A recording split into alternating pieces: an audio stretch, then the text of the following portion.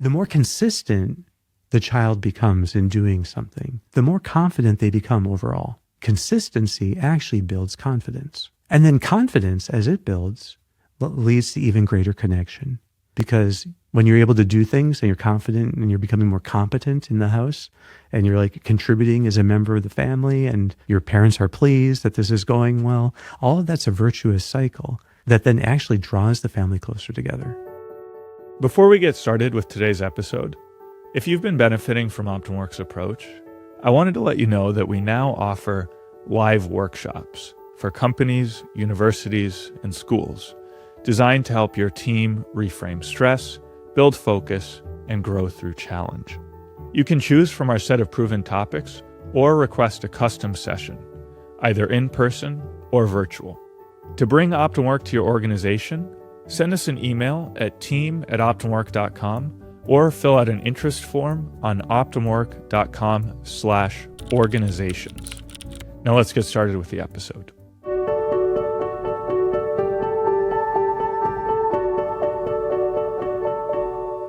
Hey, this is Sharif, here with another episode of the OptumWork podcast, joined by Dr. Kevin Majeres. Kevin, good to be back here with you again. Sharif, it's great to be back. Thanks so much. Yeah, Kevin, well, this series on parenting has been going super well, and I hear from a lot of people in person how helpful it's been, so I think we're onto something. But now we have covered the main aspects of the theory of parenting, the three key qualities: connection, confidence, and consistency. So if you're tuning in and you're unfamiliar with those, listen to the past 5 episodes. But now we've been getting lots of questions coming in, and so I thought it would be great for us to cover some of these questions now that we've already discussed the main elements of the approach. Sounds great. I'm ready to dive jump in. Okay, Yeah. I'm going to be reading off to the side here. So here's a question. Is there any way for parents of young adult children still living at home to undo at least some of the damage of having gratified too many desires and failed in the area of helping them overcome challenges at a younger age? Or do we just have to accept the mistakes we made and let our older children work out the consequences on their own? Well, I feel like I can kind of hear the dynorphins in the question. And my guess is that will happen a lot. That you can tell that there's a kind of recognition that this person is making and is really, I think, displaying a lot of courage in saying, okay, there's all, maybe one thing is that they're not really leaving their kids on their own. They're still with them. And the story of their relationship with their children and how they're shaping them is not done. And I think this is one of the most beautiful things about the literature in parenting. Essentially, it's never too late to start. It's never too late to be developing deeper connections with your kids or to help be shaping, the kind of expectations that they can have for how they engage challenges in life by developing the skills and ideals. I think those things are, even if you don't have the consistent practices of the home as much, you are still the one to help them through painful moments and help them to aim high. So I would say it's never a question in parenting of having done like the perfect job or being the perfect parent. And there's something very beautiful that parents can model by changing approaches based on new things they've been learning.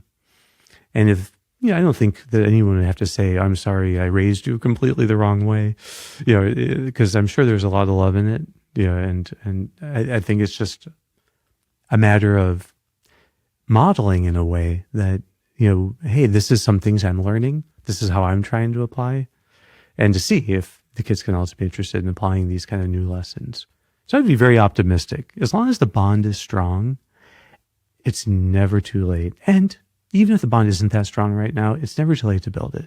Yeah, and I was thinking that if you're in this situation where you have an older child who you maybe weren't practicing some of these things, that it's almost just like, okay, now start applying the approach.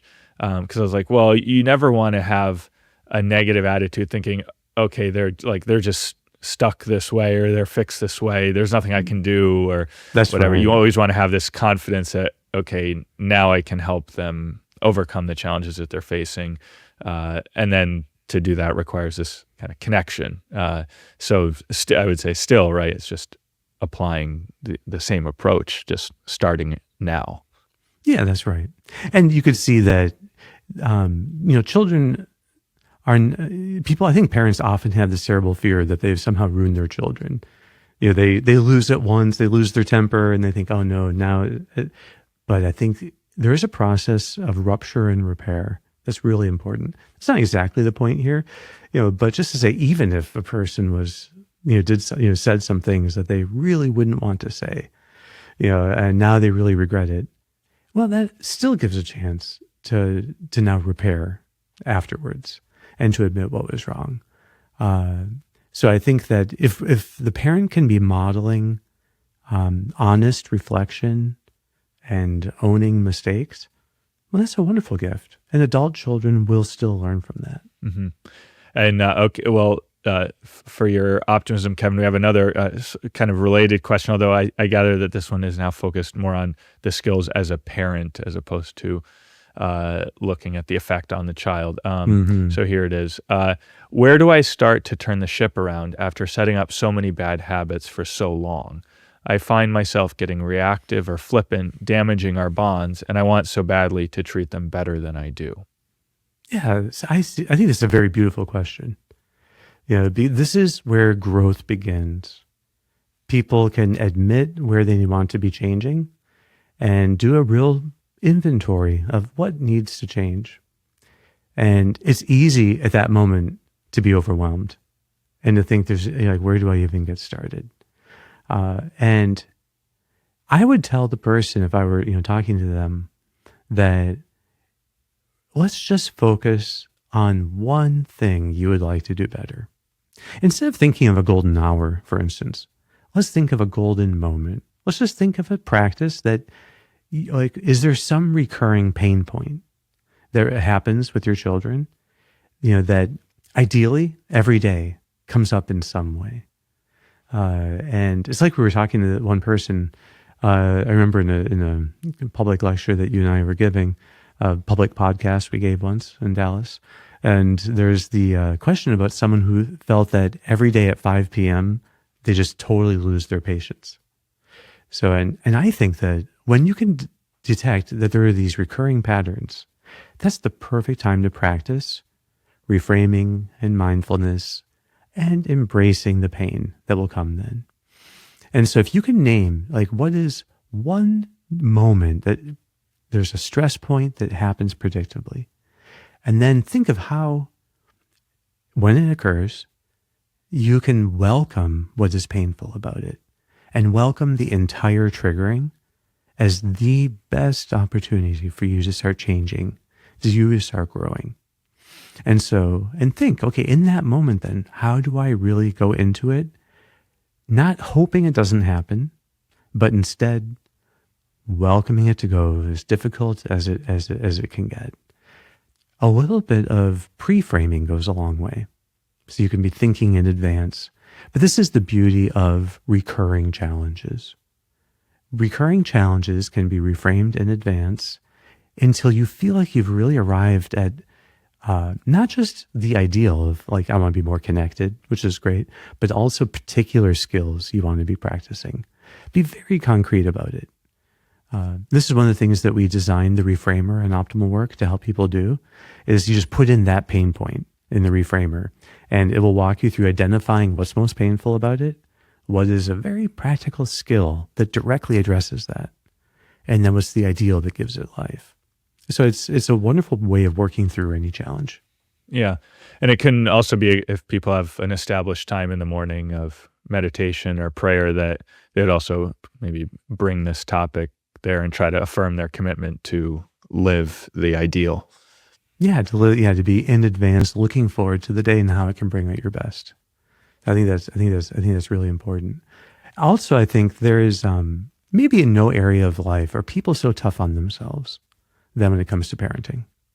So you should just expect that when you think about changing any parenting practice, feeling overwhelmed by guilt or shame is totally normal. And so this is why many parents never try to improve, right? Because they're afraid of getting overwhelmed if they start opening up that box. And they just don't want to be thinking about all the ways they failed as a parent. Well, the good news is you don't have to like be beating yourself up over all the ways you might have failed. The key is identify one way you want to be doing better today and then strive to do that. And I think in doing that, you are like the children will notice. They'll see that something else, like instead of this normal trigger working, because kids are great at knowing what pushes buttons, they'll see that you're responding in a more loving way. And that will be a wonderful lesson for them. If they can see that adults can change, I've had this great benefit in my practice of working with adults who have had total transformations. And then the children, their adult children, notice it and they also have transformations. Because they saw that, wow, if mom or dad is able to like change in such a huge way, like they weren't able to drive before, now they can drive and they're adventurous again. Well, then kids can see that, well, I can change too. So modeling that you can change and improve is actually one of the very best gifts you can give your kids. Before we continue, a brief message. If you're benefiting from these discussions, please take a moment to hit like and subscribe. Doing so helps us to reach more people. So you're not just learning, you're also helping others to discover a path of growth and flourishing. Thanks for your support. Kevin, our next question is still along these lines, but now focused on anxiety. So what can parents do when they realize, after years of doing their best, that their parenting style may have unintentionally reinforced anxiety in their children? Is it worth changing course after so many years? And if so, how can they begin without becoming overwhelmed by the feeling of needing to undo 10 or 15 years of bad habits? Yeah. Well, fortunately, you don't really have to undo 10 or 15 years. What you have to do is look for opportunities now to lessen your accommodation and show more confidence in your children's ability to engage the challenge, to connect with them more deeply. So if you can just choose one area, so let's say there are many problem areas, and just choose one. It could be meal times. It could be bedtime. Choose one area where you're going to start to be being more compassionate with the child who's having a tough time, and then express your confidence that they can practice some way of getting through this. There's some way here that they can do it. And then no accommodation. Start to just in that one area, no longer give in.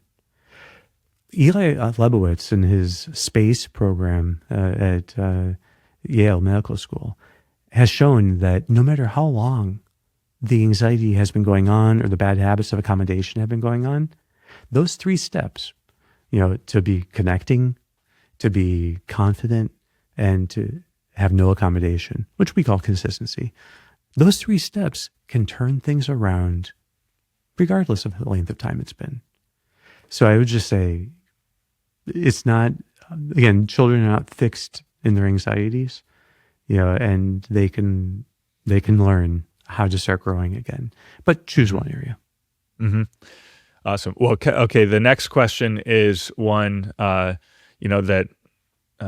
maybe I didn't, I think we kind of hit on this topic a couple of times in previous episodes, but maybe it was good to get a full explanation of it. So, fostering connection with children in a large family. I have 7. Mm-hmm.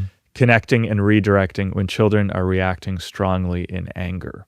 And then also, if you have any book recommendations to do a deeper dive on this topic. Yeah. I think that for larger families, it may not be possible for the parents really to have a whole lot of one-on-one time. So the ideal thing is that you can have at least 5 minutes of one-on-one. And if a child has anxiety disorder, doing 5 minutes is enough. It's called parent-child interaction therapy, but it's been shown to be enough to help children through anxiety disorders. So even cases of very severe OCD have responded to 5 minutes of undivided attention. The book on that is called Growing Up Brave by Donna Pincus. Okay, that's like the good foundation. But if it's not feasible for a given family for the parents to be able to do that, then family rituals will make up for it. That there are times when the family is all together. There's special family time. And in that time, you're practicing having undivided attention, for the whole family. Everyone is like willing to listen and talk to each other. And ordinarily, this is the family meal, the dinner time. And so if there are good rituals about meals and about bedtime, and when you can, one-on-one special time, I think that would largely be enough. And then other, good books that I recommend a lot. 1, 2, 3 Magic by Thomas Phelan is great. The Whole Brain Child by Dan Siegel is another wonderful parenting book. I like a lot of Dan Siegel's books. He also has Parenting from the Inside Out. Anyway, so those are a few really good, solid parenting books. Yeah, great. Kevin, just to follow up on that with my own question is, if you're thinking about parenting and, you have multiple children, it, occurs to me that, you can affect the younger ones. I mean, the older ones are going to affect the younger ones, right? So it's not just about, okay, what am I doing to give attention to the younger ones or to all of them, but also like the way you deal with the older ones is then they're going to pass that on to the younger ones. So it's, how do you harness, the goodness of your older children to then help in the raising of the younger children? Does that just happen automatically? Or? Yeah. And I think that this is where the rituals are so helpful, so that there could be a game night that the family has. And maybe if you're just starting to have game night, the younger ones will, not know how to lose. So you're going to have to help them to develop the skills of losing with graciousness. And so there could be things where if the family can have these enjoyable things together, that is going to help the bonds among the siblings to develop, and that will make everything easier. So, it's good that, the oldest, when they're young, they have their parents' undivided attention, and hopefully that instills then so much of, already the consistent practices, that the family is trying to develop, so that the other younger kids just naturally get brought into it. But again, it's never too late to start. And you might have to talk to the older kids and about the importance of, this is like at a calm moment, not as a way of disciplining, but talk to them and to see like what they think the younger child needs more of, and be brainstorming with the older ones to see what can we do to help this one more in this area, and so that they feel like they're not just like consumers of the family culture, but they're the creators of the family tone. Yeah, that's great. Okay, Kevin, now a tough question. So does the concept of connection still apply when parenting older kids? Or is there a time when the connection becomes something that happens after the redirect? So we talk about connect and then redirect, or does it should it be for older kids, redirect and then connect? And then, for instance, my instinct is to come down hard and fast with a 15-year-old not doing chores. So it's a very tough question. Yeah. Yeah. So as a little, just a little point here to make before going a little deeper into it. The context here matters a lot. Was it a 15-year-old? So if the 15-year-old is never doing their chores, so this is a recurring, perhaps highly fraught problem, that's a very different issue than if this is not, like this is basically a kind of uncommon or low stakes occurrence. If it is something low stakes, you can always just have some business-like reminder. Like, okay, put the trash out, and then we'll start the movie. So, but it's just, you can be business-like and very direct. So I don't think in those moments you have to turn connecting into an event. Like, okay, now we're going to spend, time connecting, even though connecting doesn't take that long. So yeah, by all means, low stakes, one-offs, then you just handle that very business-like. Okay, there's something else though that happens if this is a recurring issue. And the problem with that is the problem of reminding children to do something.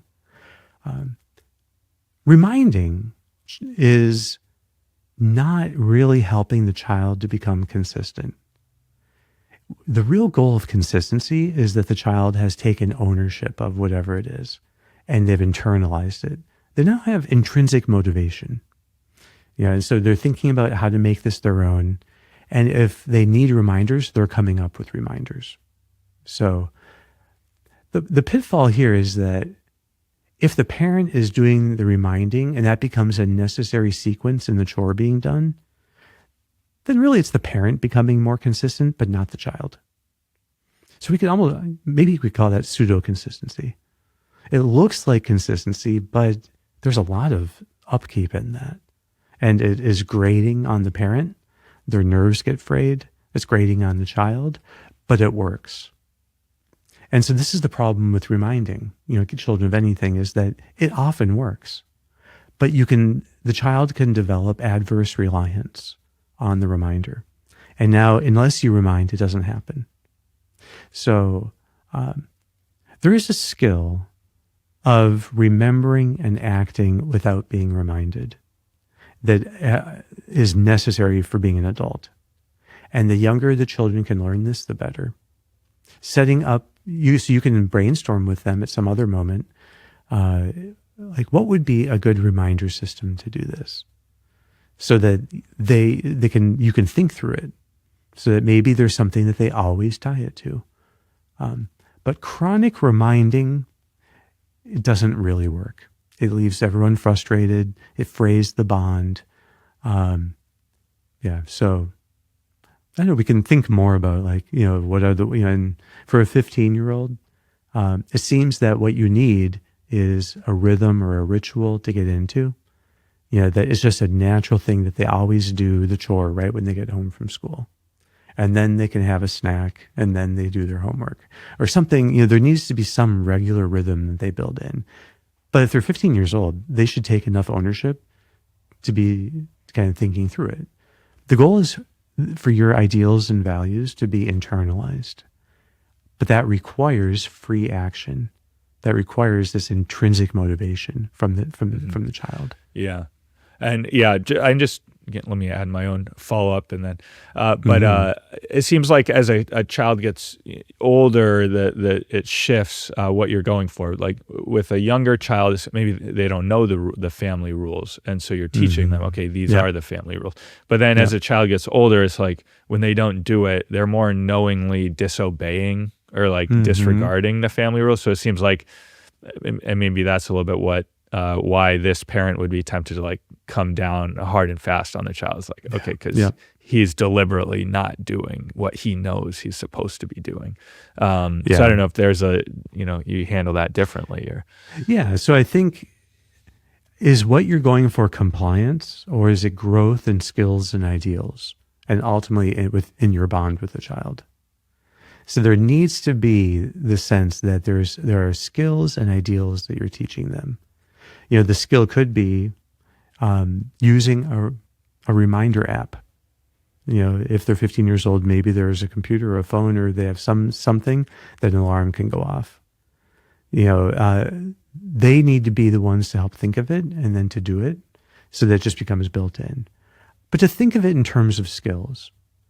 And again, the reframer on optimal work, if you say, I'm trying to help my 15-year-old with this, it will help you think through a variety of skills that you could help the 15-year-old to learn. Helping them to learn a skill, that's not, I think that is always doable. And maybe not in the moment they're in a really bad mood, but later. The other thing is that connection and confidence and consistency, these are all reinforcing of each other. So one of the best ways to help boost consistency is to boost connection. If you do that and you work on the bond and really strengthening the bond, it can much more naturally happen that they take your priorities and make them their own. So that would be the high road.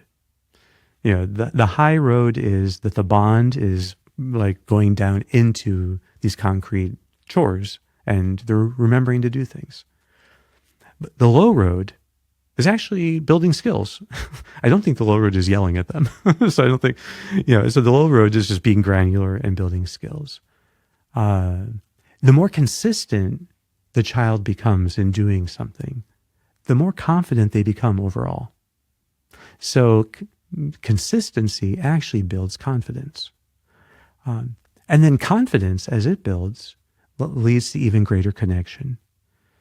Because you start to, when you're able to do things and you're confident and you're becoming more competent in the house and you're like contributing as a member of the family and your parents are pleased that this is going well, all of that's a virtuous cycle that then actually draws the family closer together. So it's never going to be perfect, but it's easy to, you can see that, the more children are growing in skills and living ideals, the more the parents actually really enjoy being around them and appreciate how much they're growing. And then the more confident the parents are in what they're doing with their family. It's just a virtuous cycle. Everything reinforces itself. Yeah. Well, that's great, Kevin. A very optimistic note for us to end on because we're basically out of time here. But we do have a lot more questions. So maybe we'll take more questions and even get more questions for next week's episode. Wonderful. That sounds great. Until next week then. All right. Thanks so much, Kevin. We'll be back. Thanks for tuning in to today's episode. If you enjoyed our conversation and you're looking for more in-depth guidance, check out optimwork.com, our unique platform that delivers content, tools, and exercises to help you thrive at work and beyond.